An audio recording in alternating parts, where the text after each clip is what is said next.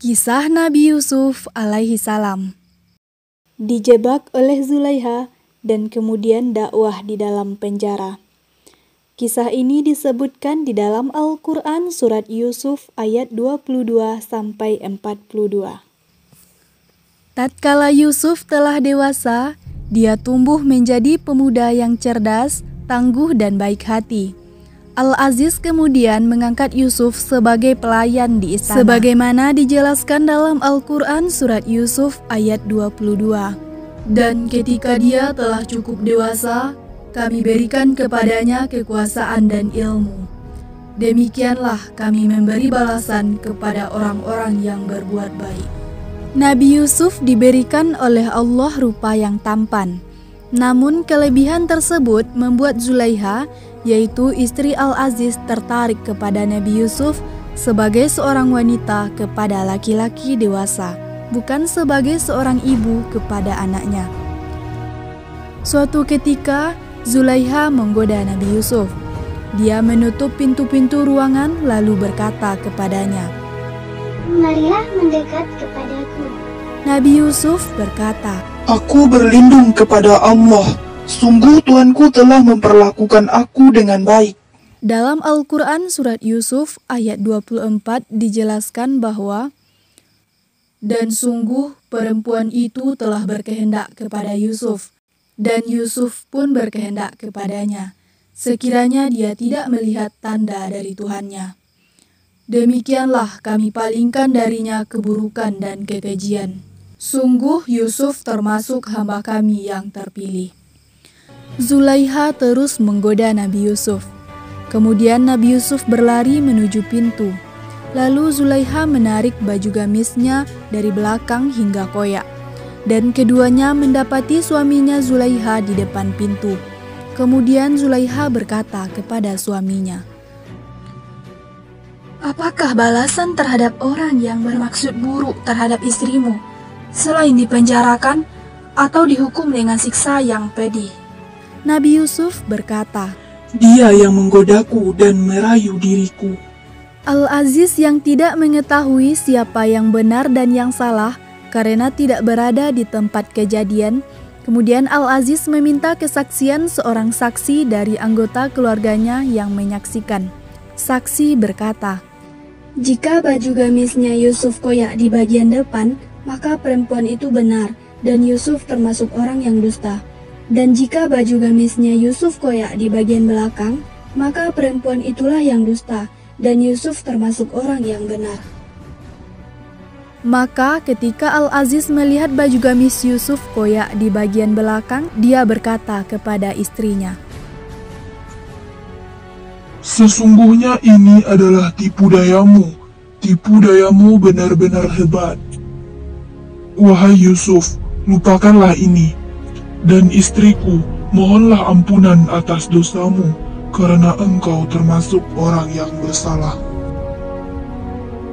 Walaupun Nabi Yusuf tidak berbicara kepada siapapun terkait permasalahan itu, tapi peristiwa Zulaiha dengan anak angkatnya itu terdengar juga oleh masyarakat kota. Perempuan-perempuan di kota berkata, "Istri Al-Aziz menggoda dan merayu pelayannya untuk menundukkan dirinya. Pelayannya benar-benar membuatnya bubuk cinta.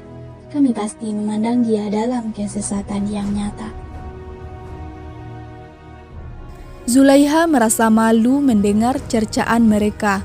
Dalam hati ia berkata, "Mereka belum pernah melihat Yusuf, karena selama ini Yusuf selalu berada di dalam rumah. Andaikan mereka sudah melihatnya, pasti lebih tergila-gila daripada aku." Pada suatu hari, diundangnyalah para wanita yang telah mengunjingkannya dan disediakannya tempat duduk bagi mereka. Dan kepada masing-masing mereka diberikan sebuah pisau untuk mengupas buah-buahan yang dihidangkan. Di saat para wanita itu asik mengupas buah dengan pisau di tangannya, Zulaiha berkata kepada Yusuf, "Keluarlah, tampakkanlah dirimu kepada mereka." Ketika para wanita itu melihat Nabi Yusuf, mereka terpesona kepada keelokan rupanya, dan tanpa sadar mereka melukai tangannya sendiri seraya berkata, Maha sempurna Allah, ini bukanlah manusia, ini benar-benar malaikat yang mulia. Nabi Yusuf tidak menyangka kehadirannya malah membuat para wanita itu melukai diri mereka sendiri. Dan Zulaiha berkata, "Itulah orangnya yang menyebabkan kamu mencela aku karena aku tertarik kepadanya. Dan sungguh, aku telah menggoda untuk menundukkan dirinya, tetapi dia menolak. Jika dia tidak melakukan apa yang aku perintahkan kepadanya, niscaya dia akan dipenjara dan dia akan menjadi orang yang hina." Kemudian Nabi Yusuf berdoa kepada Allah agar diselamatkan dari tipu daya dan fitnah manusia. Ini dijelaskan dalam Al-Quran surat Yusuf ayat 33. Yusuf berkata, "Wahai Tuhanku, penjara lebih aku sukai daripada memenuhi ajakan mereka. Jika aku tidak Engkau hindarkan dari tipu daya mereka, niscaya aku akan cenderung untuk memenuhi keinginan mereka. Dan tentu aku termasuk orang yang bodoh." Kemudian Allah mengabulkan doa Nabi Yusuf, sebagaimana dijelaskan dalam Al-Quran surat Yusuf ayat 34. Maka Allah memperkenankan doa Yusuf, dan Allah menghindarkan Yusuf dari tipu daya mereka. Dialah yang Maha Mendengar, Maha Mengetahui. Kemudian timbul pikiran pada Al-Aziz setelah melihat tanda-tanda kebenaran Yusuf bahwa mereka harus memenjarakannya sampai waktu tertentu. Akhirnya Nabi Yusuf masuk penjara atas keinginannya sendiri. Di dalam penjara, Nabi Yusuf dapat membulatkan pikiran dan jiwanya untuk beribadah dan menyembah kepada Allah. Di samping itu, ia dapat melakukan dakwah di dalam penjara. Dan bersama Nabi Yusuf, masuk pula 2 orang pemuda ke dalam penjara karena tuduhan hendak meracuni raja.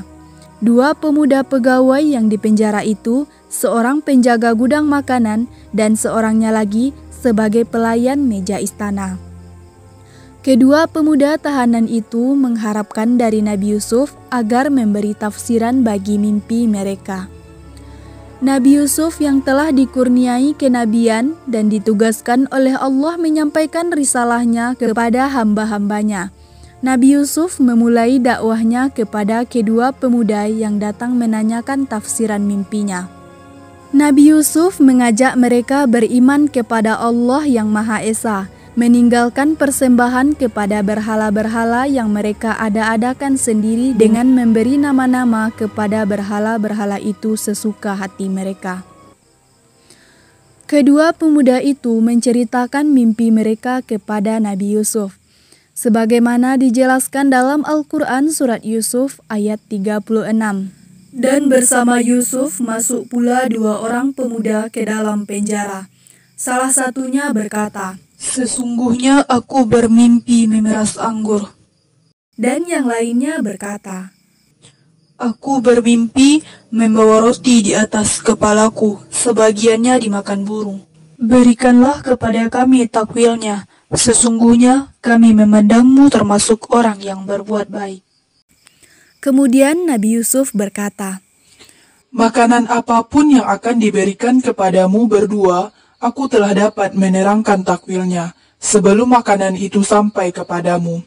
Itu sebagian dari yang diajarkan Tuhan kepadaku." Wahai kedua penghuni penjara, salah seorang di antara kamu akan bertugas menyediakan minuman khamar bagi tuannya. Adapun yang seorang lagi, dia akan disalib, lalu burung memakan sebagian kepalanya.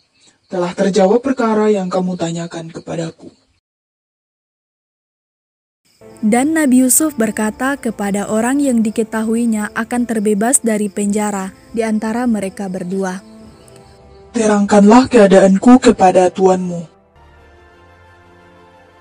Maka sesuai dengan takbir Nabi Yusuf, selang tidak lama, keluarlah surat pengampunan raja bagi pemuda pelayan dan hukuman salib bagi pemuda penjaga gudang. Setelah pemuda itu bebas dari penjara, setan menjadikan dia lupa untuk menerangkan keadaan Nabi Yusuf kepada tuannya. Karena itu, Nabi Yusuf tetap dalam penjara beberapa tahun lamanya.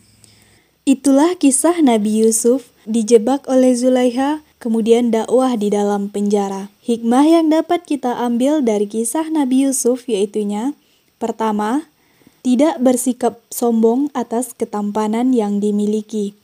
Kedua, janganlah suka berbohong, karena kebenaran akan mengalahkan suatu kebohongan. 3. Menjaga dan memelihara diri untuk tidak mengikuti hawa nafsu. 4. Selalu meminta pertolongan kepada Allah Subhanahu wa Ta'ala.